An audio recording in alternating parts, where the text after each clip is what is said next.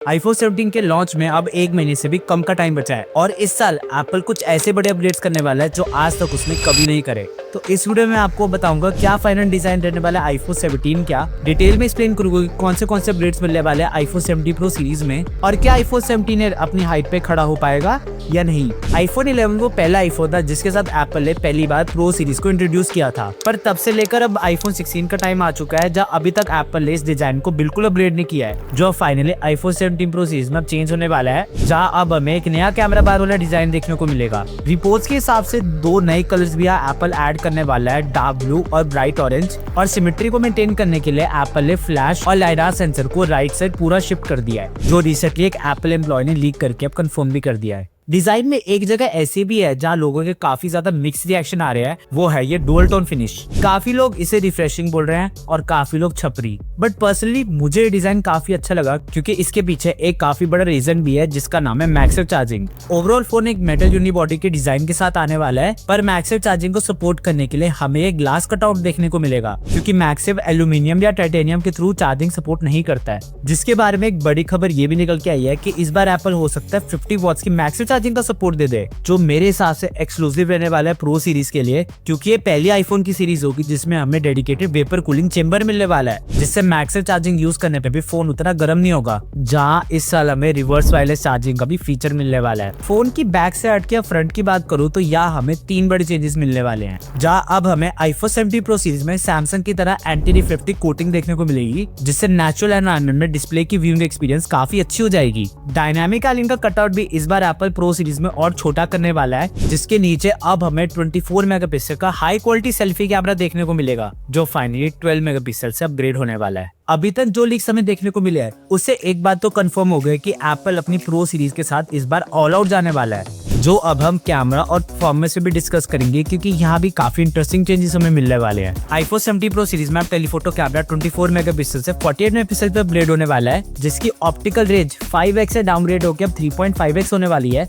जिससे zoom shots की overall quality पे डेफिनेटली कॉम्प्रोमाइज होगा, पर एप्पल इस बार अपनी जूम पोर्ट्रेट शॉट्स को प्रायोरिटी देना चाहता है। डुअल रिकॉर्डिंग वाले फीचर भी इस बार हमें iPhone 17 में देखने को मिल सकता है, पर सबसे बड़ा अपग्रेड हमें वीडियो रिकॉर्डिंग में मिलेगा, जहाँ पहली बार हमें आईफोन में 8K रिकॉर्डिंग का फीचर मिलने वाला है, which I think is a very good decision considering कि सैमसंग के फोन्स में काफी टाइम से 8K रिकॉर्डिंग मिलती आ रही है। तो एप्पल का भी अब टाइम आ चुका है इस ट्रेंड को फॉलो करने का, जो iPhone 17 में पॉसिबल भी इसलिए हो पाया है क्योंकि इस बार हमें A19 Pro का पावरफुल प्रोसेसर मिलेगा, जो ज्यादा एफिशिएंट तो होगा ही, पर साथ में इस बार हमें 12GB की रैम भी मिलने वाली है, जिससे ये कंफर्म है कि iPhone 17 Pro सीरीज परफॉर्मेंस के मामले में एक अलग बेंचमार्क सेट करने वाली है। और कुछ रीमर्स तो ये भी कह रहे हैं कि इस साल हमें iPhone 17 Pro Max की जगह iPhone 17 Ultra भी मिल सकता है, जिससे एप्पल अपने Pro और Pro Max वाले मॉडल्स में क्लियरली डिफरेंशिएट कर पाए। तो ये तो लॉन्च इवेंट पे पता चलेगा कि क्या ये रिपोर्ट सही है या गलत। अब चार्जिंग और बैटरी की बात करते हैं। iPhone 17 Pro Max में हमें एप्पल की हिस्ट्री की सबसे बड़ी बैटरी मिलने वाली है 5000 mAh की,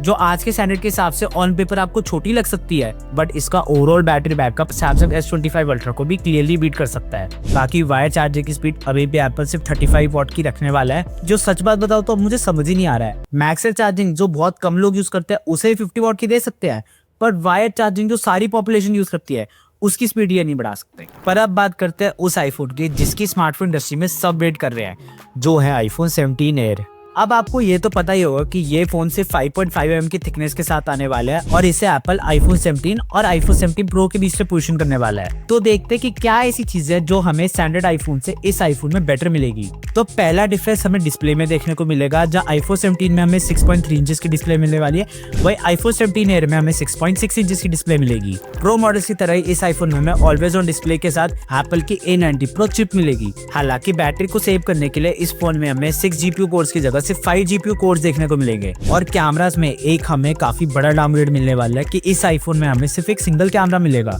no ultra wide, no telephoto, क्योंकि एप्पल पतले डिजाइन की वजह से इस फोन में एक से ज्यादा कैमरा लेंस डाल ही नहीं सकता था। कोई भी फिजिकल सिम ट्रे ना यूज होने की वजह से ये फोन में हमें सिर्फ ई सिम का सपोर्ट मिलने वाला है। और सबसे शॉकिंग बात तो ये है कि फोन में हमें कोई स्पीकर्स भी नहीं मिलेंगे, मतलब इस आईफोन में ऑडियो सिर्फ ईयरपीस से ही सुनाई देगी, जिसको सुन के ऑनेस्टली मैं तो बिल्कुल भी खुश नहीं हूँ, क्योंकि डिजाइन के साथ अगर इतने फीचर्स कॉम्प्रोमाइज करने पड़ रहे थे तो या तो फोन को थोड़ा और थिक बना देते, और चलो कॉम्प्रोमाइज करना भी था तो अपना ये कैप्चर बटन और एक्शन बटन को हटाते, पर वहां तो इनको पूरी शोबाजी दिखानी है, मतलब प्रैक्टिकलिटी को छोड़ के इनको फालतू के फीचर्स देने हैं। अब उस एरिया की बात करते हैं जो डिसाइड करेगा कि ये फोन हिट होगा या फ्लॉप, जो है इस फोन की बैटरी। जहाँ रिपोर्ट्स के हिसाब से इस फोन में हमें सिर्फ 2800 mAh की बैटरी मिलेगी, जो आसान भाषा में बोलूं तो ऑलमोस्ट आईफोन 12 की बैटरी हमें इस फोन में देखने को मिलेगी, जो 2025 के स्टैंडर्ड के हिसाब से एक बहुत बड़ा डिजास्टर हो सकता है। और ये बात एप्पल खुद भी जानता है, जिसकी वजह से वो एक AI बैटरी सेवर पे भी काम कर रहा है, जो एक्सक्लूसिवली आईफोन 17 के लिए बनने वाला है, जिससे जितना ज्यादा हो सके एप्पल इसकी बैटरी लाइफ को प्रोलॉन्ग करना चाहता है। देखो, अगर मैं अपना पर्सनल ओपिनियन दूं,